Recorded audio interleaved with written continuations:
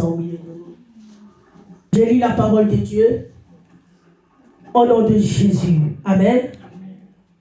Le fils de Thélophade, fils de Hépher, fils de Galad, fils de Makir, fils de Manassé, de famille de Manassé, fils de Joseph, et dont le nom était Machla, Noah, Holga, Mika et Tirsta, s'approchèrent et se présentèrent devant Moïse, devant le sacrificateur Éliazar, et devant le prince et toute l'assemblée à l'entrée de la tente d'assignation, et lui dirent: Notre père est mort dans le désert.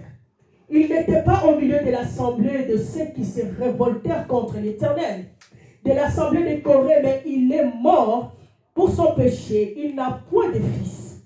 Pourquoi le nom de notre père serait-il retranché au milieu de sa famille? Parce qu'il n'avait point eu de fils. Donne-nous une possession parmi les frères de notre père. Moïse porta la cause devant l'Éternel. Et l'Éternel dit à Moïse: Le fils de Thélophade ont raison. Tu leur donneras à l'héritage une possession parmi le frère de leur père. Et c'est à elle que tu feras passer l'héritage de leur père. Tu parleras aux enfants d'Israël et tu diras: Lorsqu'un homme mourra sans laisser de fils, vous ferez passer son héritage à sa fille. Père, nous te disons merci pour ta parole. Nous voulons t'écouter. Annonce-nous ta pensée. Au nom de Jésus. Amen. Amen.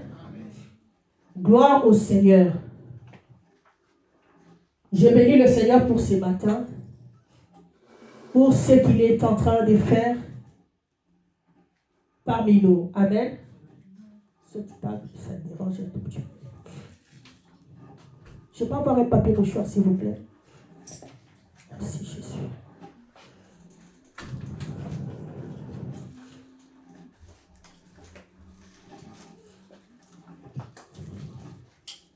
Acclamons d'abord pour la gloire de Dieu. Ce matin est intitulé Vivre dans la volonté de Dieu. Amen. Vivre dans la volonté de Dieu. Est-ce que quelqu'un comprend cela? C'est le thème que nous allons exploiter ce matin par la grâce de Dieu. Nous venons de lire cette histoire, bien-aimée, que parmi nous, peut-être il y a des gens qui la connaissent, qui l'ont déjà lue. La Bible nous parle d'une histoire de 5 filles. Et dans cette histoire, la Bible les appelle les filles de Thélophade. Elles étaient au nombre de 5. La Bible nous dit qu'un jour, ces 5 filles se levèrent pour aller voir Moïse, ainsi que le sacrificateur, tout le collège, tout le groupe qui marchait avec Moïse, les anciens de l'Assemblée d'Israël. Elles ont pris le courage d'aller le voir parce qu'elles avaient besoin d'obtenir quelque chose de leur part. L'histoire nous dit que ces filles, leur père était mort. Et lorsque le père est mort, ils ont pris l'héritage qui revenait à leur père. Ils ont donné l'héritage aux frères de leur père.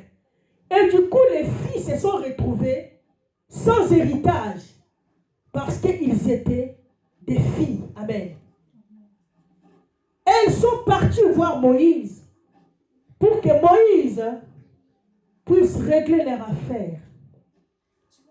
En arrivant chez Moïse, ils ont exposé leurs problèmes. Ils ont dit que notre père n'avait pas de filles, des fils plutôt. Il n'avait que des filles que nous sommes. Mais voilà, notre père est mort. Ils ont pris tout ce qui revenait à notre père et ils ont donné à d'autres personnes de sa famille. Et nous, ces enfants, qui ont vécu avec notre père, qui ont peut-être participé à la souffrance de notre père, qui ont supporté notre père, qui sont demeurés avec notre père, nous à qui l'héritage revenait, mais on a donné à d'autres personnes qui peut-être n'étaient pas à côté de notre Père, ne connaissent pas la souffrance que notre Père a passée. Peut-être pendant ces derniers jours de notre Père, le Père était malade, mais les gens à qui on a donné l'héritage n'ont pas souffert avec notre Père. Nous qui avons souffert, on nous a privés de l'héritage et on a donné à d'autres personnes. Et nous sommes restés sans héritage. Quel est notre péché? Parce qu'on est des filles qu'on mérite de ne pas vivre l'héritage. La Bible nous dit le problème était solide devant Moïse. Moïse ne savait pas quoi faire.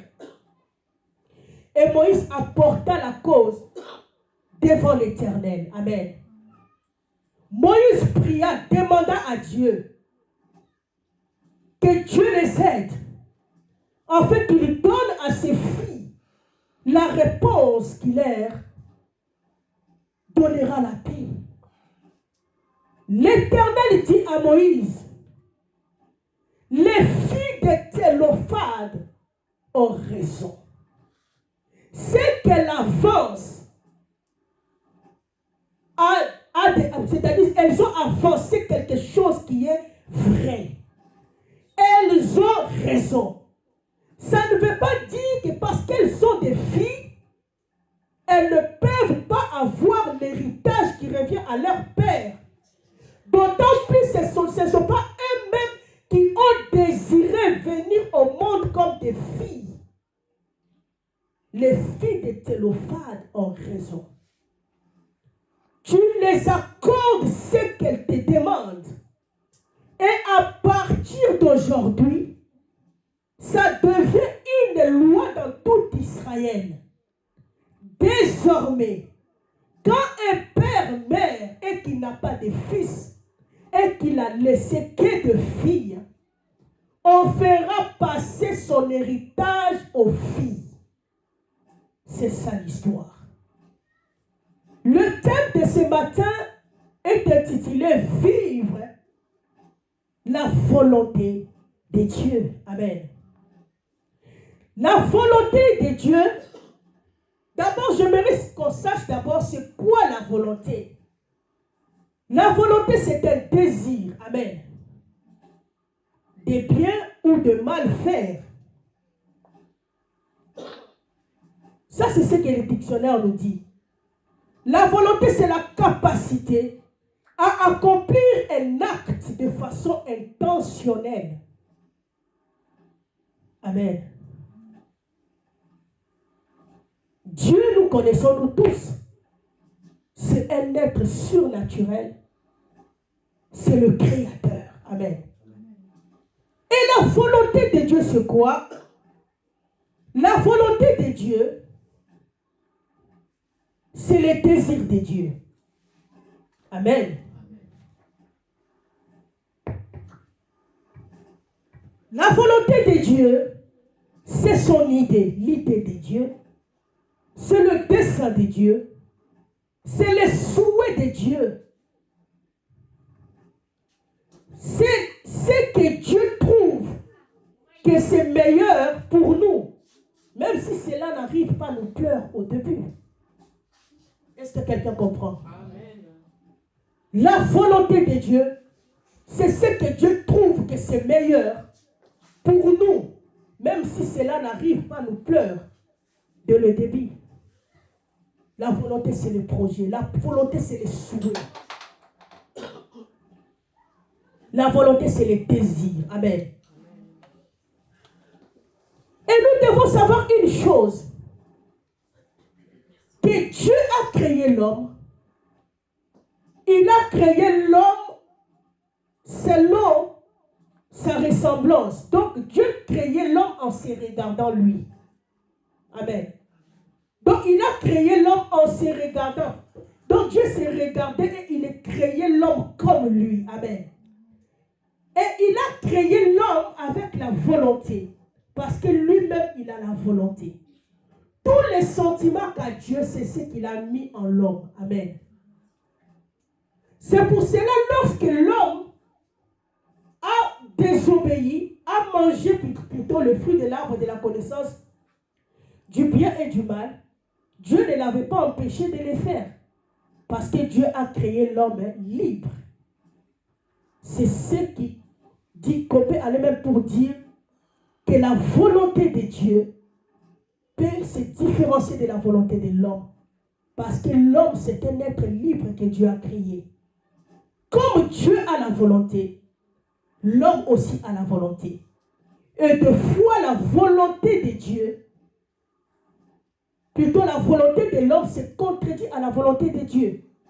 Pourquoi? Parce que l'homme, de foi, il veut faire des choses par lui-même. Et lorsqu'il veut aller par lui-même, la plupart des fois, il tombe dans l'erreur. Amen. La volonté de Dieu. Je peux encore dire que la volonté de Dieu, c'est une plateforme dans laquelle l'homme est appelé à entrer et à y demeurer. Amen. C'est comme un lieu où l'homme est appelé à entrer et à demeurer dedans. Et pour vivre la volonté de Dieu, il faut d'abord la connaître. Amen. Le thème est intitulé « Vivre la volonté de Dieu » ou « Vivre dans la volonté de Dieu ». Pour vivre la volonté de Dieu, il faut d'abord la connaître. Les moyens qui nous permettent de connaître la volonté de Dieu, c'est d'abord la méditation de la parole de Dieu. La parole de Dieu, c'est le premier piste qui nous aide à découvrir le cœur de Dieu pour nous. La volonté de Dieu, c'est son cœur pour nous. Amen. Est-ce que quelqu'un comprend? Dans Jérémie, je sais pas, Jérémie 29, la Bible nous dit que je connais le projet que j'ai pour vous. Le projet de bonheur et non de malheur. Le projet de paix. Donc quand nous lisons ces versets, nous connaissons le cœur de Dieu pour nous. Qu'est-ce que Dieu veut pour nous? Qu'est-ce que Dieu désire pour nous? La parole de Dieu nous aide à connaître le désir de Dieu pour nous. C'est en méditant la parole que tu sauras ce que Dieu veut pour toi. Amen. Beaucoup de gens bien-aimés n'arrivent pas à connaître la volonté de Dieu. C'est pour cela qu'ils attribuent toutes choses à la volonté de Dieu. Tout ce qui t'arrive n'est pas nécessairement la volonté de Dieu. Amen. Tout ce que tu traverses dans la vie n'est pas la volonté de Dieu. Et pour le savoir, tu dois lire la parole de Dieu. La parole de Dieu nous fait découvrir le cœur de Dieu pour nous. Le deuxième moyen pour découvrir la volonté de Dieu, c'est dans la prière. Amen. La Bible nous dit, faites toutes sortes de prières à Dieu, avec des actions de grâce. La prière nous permet à entrer, bien-aimés, dans la spiritualité pour connaître ce que Dieu veut pour nous. Amen. Les hommes de prière reçoivent de Dieu sa pensée pour leur vie. La prière te permettra d'entrer dans le monde spirituel et de capter la pensée de Dieu pour toi. Est-ce que quelqu'un comprend? La troisième chose qui nous permet à découvrir la volonté de Dieu, c'est la prophétie. Amen. La prophétie, c'est la révélation que Dieu accorde à son peuple. Amen. La prophétie, bien-aimée, qu'on annonce sur ta vie, te fait connaître la volonté de Dieu pour toi. Amen. Pour connaître la volonté de Dieu, tu dois retourner dans ce qui a été dit sur ta vie. Tu peux capter la volonté de Dieu dans ce qu'on a dit sur toi. Dans la prophétie, on peut voir aussi les songes. Amen.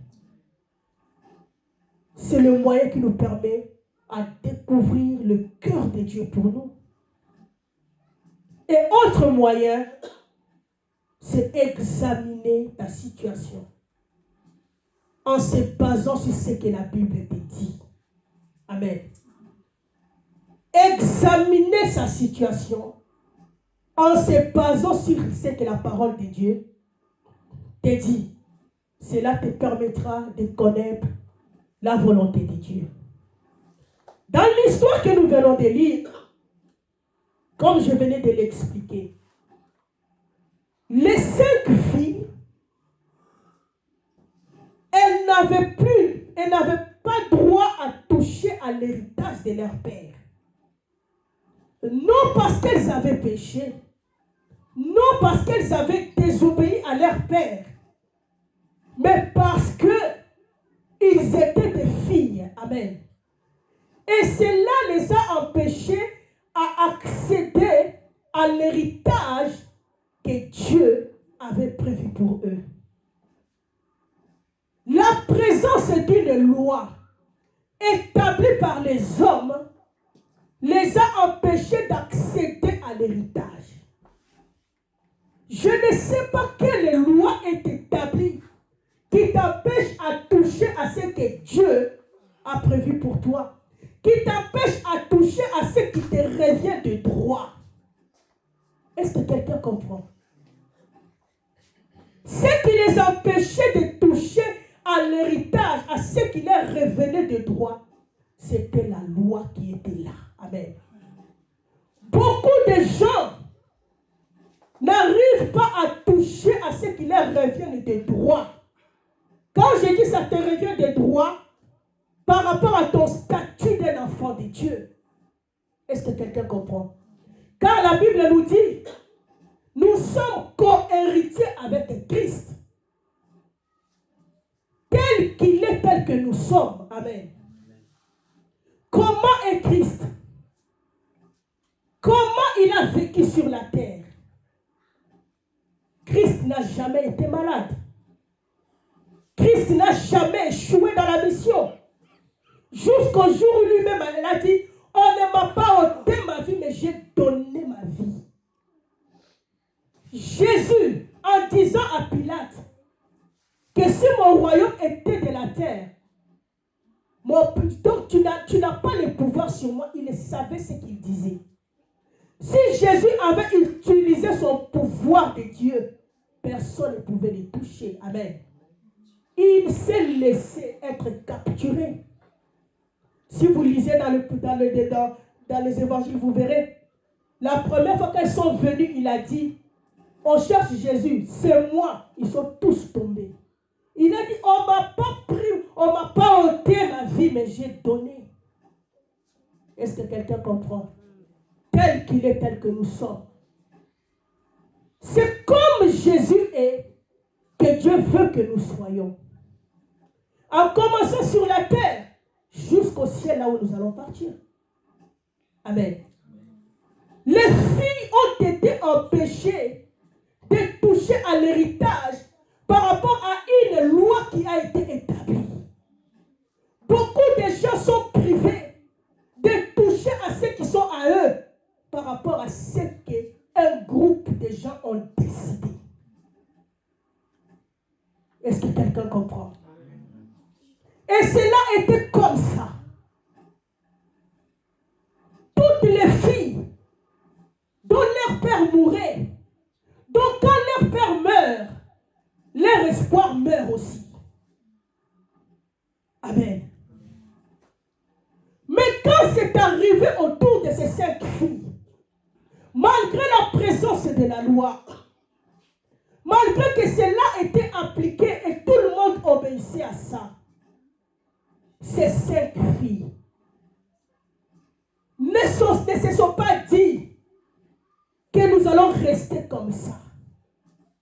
Elles Elles ont pris en eux une décision qui avait tout changé dans leur vie. Oui, la loi, elle est là.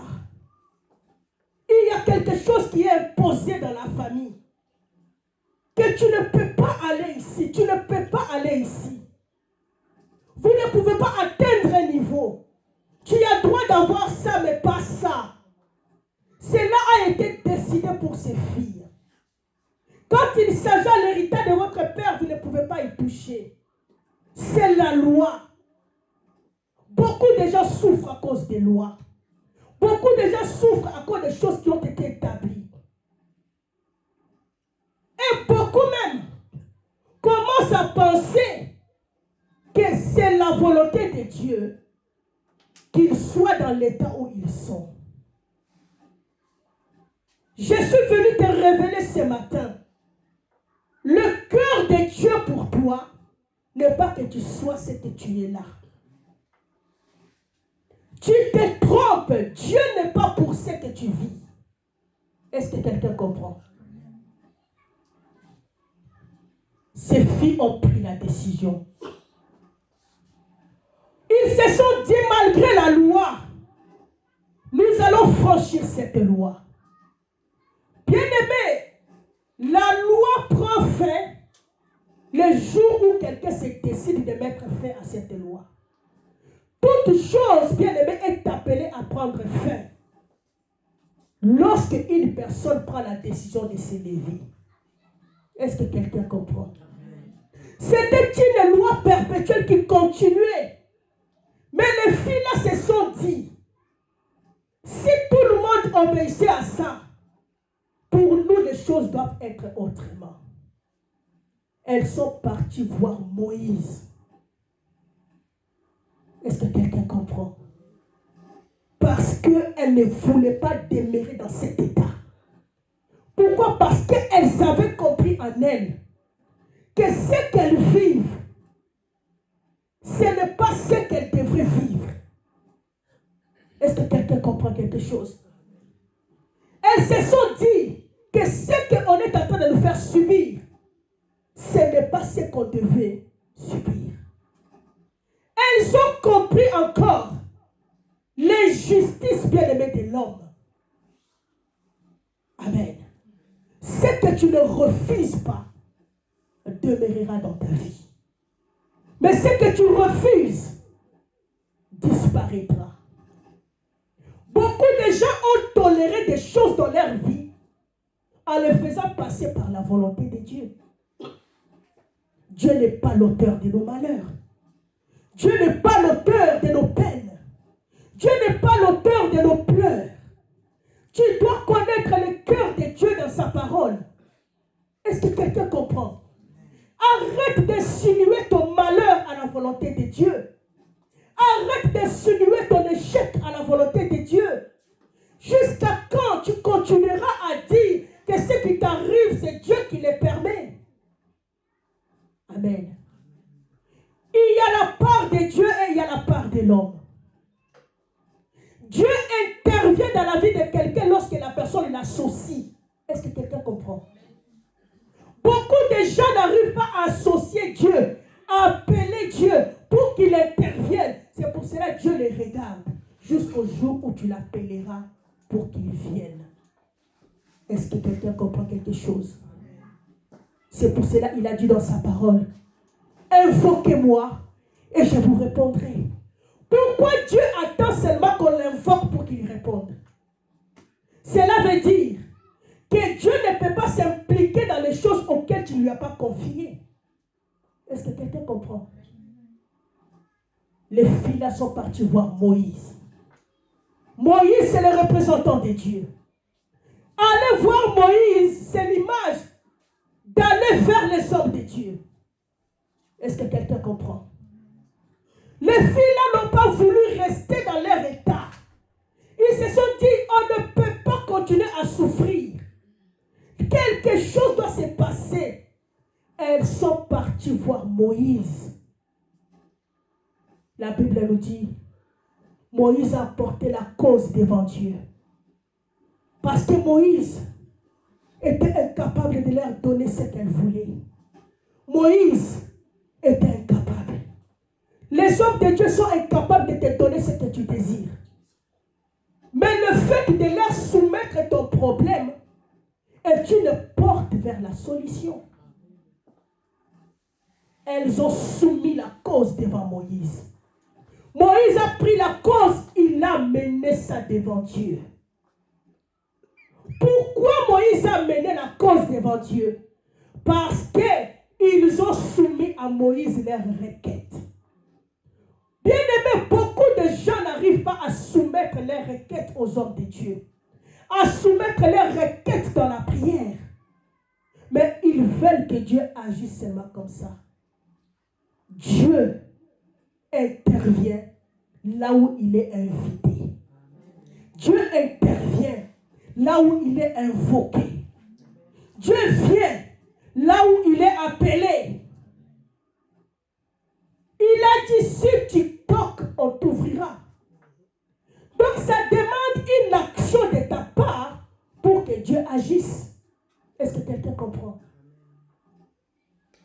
Quand tu restes dans ton coin, les choses ne vont pas changer. Le fait de s'élever, c'est un signe de la foi. Elles sont parties et Moïse a soumis la cause à Dieu. La Bible nous dit, l'Éternel a dit que les filles là ont raison. Je suis venu te dire, ce que tu revendiques, c'est ce que Dieu va te donner. Ce que tu réclames, c'est ce que Dieu te donnera. Les choses que tu ne réclames pas ne te seront pas données. Les revenus que tu réclames, bien aimé, c'est ce qui te revient de droit. Tu dois réclamer ton bon état. Tu dois réclamer ta situation, ta vie. Tu dois réclamer ta paix, réclamer ta santé, réclamer ton épanouissement. Ce qui ne te dérange pas, bien aimé, ne changera rien dans ta vie. Arrête de te consoler par des fausses consolations. Les choses doivent changer. Amen. Pourquoi tu restes dans ton cas? Tu restes dans ton camp avec une loi qui te brise. Beaucoup de gens sont brisés par des lois familiales. Cette loi pesait sur ses filles.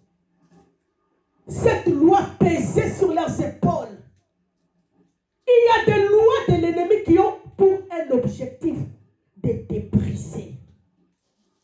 Si tu n'arrives pas à te débarrasser de cette loi, tu seras réellement brisé. Est-ce que quelqu'un comprend? La loi, c'est comme un fouet de l'ennemi qui te fouette les dos. Amen. À chaque fois, ces filles, regardez leur situation. Elles étaient torturées, même lorsque personne ne les châtiait. Amen. Il y a des situations dans la vie qui ont pour mission de torturer ta vie jusqu'à la fin de ta vie. Amen. Beaucoup sont torturés par des situations. Beaucoup sont torturés par des événements. Cette situation, c'est un fouet de l'ennemi contre ta vie. Jusqu'à quand tu continueras à supporter ce genre de torture.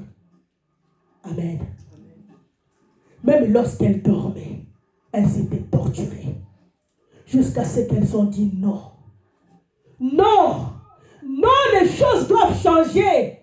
J'aimerais que ce matin que tu dises non. Non à ce que tu vis. Les choses doivent changer. Et je te dis que c'est possible. Amen. Je te dis que c'est possible. Est-ce que quelqu'un comprend? En arrivant chez Moïse, l'Éternel a dit, ces filles ont raison.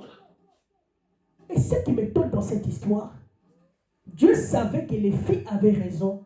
Mais pourquoi Dieu n'avait pas intervenu avant même que les filles viennent se plaindre? Amen. Les filles souffraient et Dieu était sur son trône. Amen. Les choses que tu ne soumets pas à Dieu ne changeront pas. Amen. Les choses que tu ne soumets pas à Dieu ne changeront pas. Il y a d'autres personnes qui ont déjà soumis les choses à Dieu. Mais plus ça tarde, elles ont arrêté de les soumettre à Dieu. Le temps est venu que tu rentres en toi les sujets que tu as abandonnés, auxquels tu ne pries plus. Amen. Tu dois les ramasser et les resoumettre à Dieu. Amen. Dieu a dit, les filles de Thélophade ont raison. L'Éternel t'accordera la raison lorsque tu lui soumettras, bien-aimé, ta requête. Est-ce que quelqu'un comprend? Ce qui te ronge n'est pas la volonté de Dieu. Ce qui te fait gémir n'est pas la volonté de Dieu. Ce qui te fait pleurer n'est pas la volonté de Dieu. Ce qui te met dans la honte, ce n'est pas la volonté de Dieu. Ce qui te déshonore n'est pas la volonté de Dieu. Amen, bien-aimé. Est-ce que l'Éternel parle à quelqu'un? Est-ce que l'Éternel parle à quelqu'un? Dieu n'est pas pour ton malheur. Dieu n'est pas pour ta honte. Dieu n'est pas pour ton déshonneur. Dieu n'est pas pour ta chute. Dieu n'est pas pour tout ce que tu insinues que lui, il est derrière. Non. L'Éternel n'est pas derrière ça. Amen. L'heure est venue que la volonté de Dieu s'accomplit sur la terre. C'est pour cela que Jésus avait dit, quand vous priez, dites que ta volonté soit faite sur la terre comme au ciel. Au ciel, c'est tout ce que Dieu veut que ça s'accomplisse. Et ce que Dieu veut dans ta vie doit s'accomplir parce que tu es sur la terre. Jusqu'à quand tu continueras à vivre la volonté des sorciers. Jusqu'à quand tu continueras à vivre la volonté des hommes méchants. Bien-aimé, dans ce monde, il y a des hommes méchants. Très méchants. Jusqu'à quand tu continueras à vivre la volonté des hommes abominables. La Bible nous dit, l'Éternel est venu, là dans le livre d'Ésaïe, il est venu accorder l'huile de joie à la place de l'huile de deuil. Il est venu apporter le vêtement des louanges, et quelque chose de pareil. Et tout à la fin, qu'est-ce qu'il dit? Pour qu'on les appelle le térébinthe de Dieu, une plantation de l'Éternel. La plantation, c'est quoi? C'est là où on plante. Amen. Une plantation, c'est un terrain où on a planté. Amen. Si tu es une plantation de Dieu, pourquoi l'ennemi continue à planter des choses dans ta vie? L'heure est venue que l'Éternel enlève ce que l'ennemi a planté, parce que tu es la plantation de Dieu. La Bible nous dit, les filles ont revendiqué. Elles ont revendiqué. Pour vivre la volonté de Dieu, il faut d'abord l'accepter. Beaucoup de gens n'arrivent pas à accepter la volonté de Dieu dans leur vie.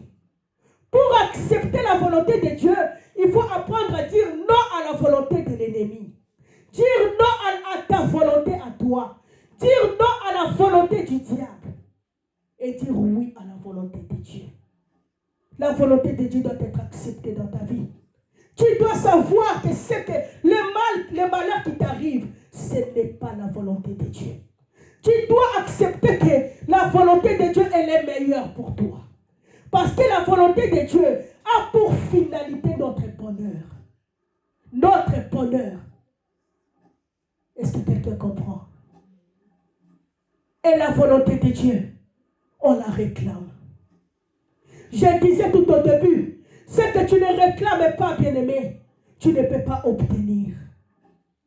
Tu fais quelque chose, mais tu n'arrives pas à la réclamer. L'heure est venue que tu réclames ce qui te revient de droit. L'heure est venue que tu redemandes ce qui est à toi. Réclame ta vie. Réclame ce qui te revient. Et la volonté de Dieu, pour la vivre. Le dernier point, il faut s'appliquer ou poser des actes conformes à cette volonté. Bien-aimé, le plus grand échec qu'une personne, le plus grand échec qu'une personne peut connaître sur cette terre, c'est de finir sa vie loin de ce que Dieu avait destiné pour lui. C'est de finir sa vie en dehors de ce qui a été destiné à Dieu pour lui. Le pire des choses qui peuvent arriver, c'est de finir ta vie comme Dieu ne l'avait pas prévu. Est-ce que quelqu'un comprend? Est-ce que quelqu'un comprend? L'épanouissement, le bonheur, et lorsque tu vis ce que Dieu a destiné pour toi. Tu es épanoui lorsque tu y es dans ce à quoi Dieu t'a appelé. Tu y es épanoui lorsque tu deviens la personne que Dieu avait dit que tu es. Tu y es dans la paix, le bonheur, bien-aimé, lorsque tu vis les choses auxquelles Dieu t'a destiné. Est-ce que quelqu'un comprend? On réussit dans la vie lorsqu'on accomplit les choses auxquelles on a destiné sur la terre. Et le diable ne veut pas que tu finisses en étant victorieux. Il t'amène toujours en dehors de ce que Dieu a prévu pour toi. Quand on parle de la malédiction, c'est quoi? C'est faire, être là où Dieu ne veut pas que tu sois. Amen. Est-ce que quelqu'un comprend? Le temps est venu que tu vives la volonté de Dieu. Le temps est venu que tu demeures dans la volonté de Dieu. Le temps est venu que tu deviennes toi-même la volonté de Dieu. Est-ce que quelqu'un comprend? Vivre la volonté de Dieu. Vivre ce que Dieu a destiné pour moi. Vivre ce que Dieu a planifié pour moi. Vivre ce que Dieu a pensé pour moi. Je veux vivre le cœur de Dieu pour moi. Le combat que les enfants de Dieu vivent sur la terre, c'est le combat de ne pas expérimenter la volonté de Dieu dans leur vie.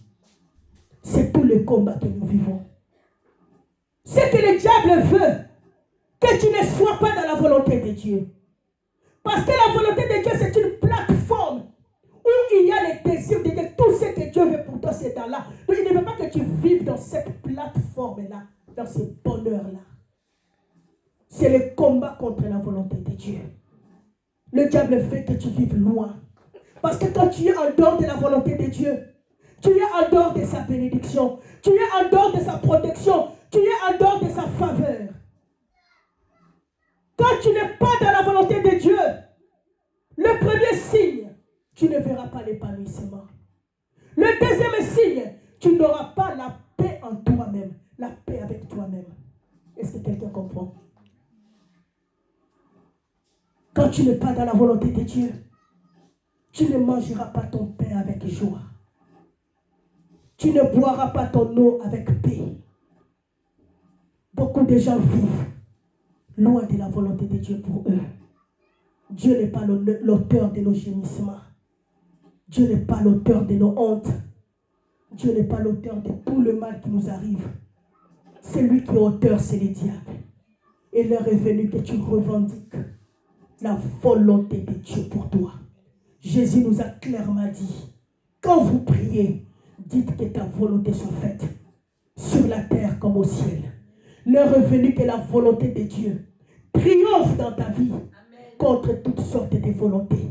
Que la volonté de Dieu triomphe dans ta vie. Amen. Contre toute forme de volonté. Amen. Que la volonté des sorciers tombe. Que la volonté des ennemis tombe. Que la volonté de Satan tombe. Que ta propre volonté tombe. Afin que la volonté de Dieu triomphe. Amen. Parce que c'est elle qui est la meilleure. Amen. La volonté de Dieu. La volonté de Dieu nous rend heureux. Amen. La volonté de Dieu nous rend épanouis. Amen. La volonté de Dieu nous donne la paix dans le cœur et dans l'âme. Tu as besoin de la volonté de Dieu. Lèvons-nous là où nous sommes et déclarons quelques paroles dans la prière. Tu bénis Dieu pour ce qu'il t'a dit. Mais remercie le Seigneur pour sa parole.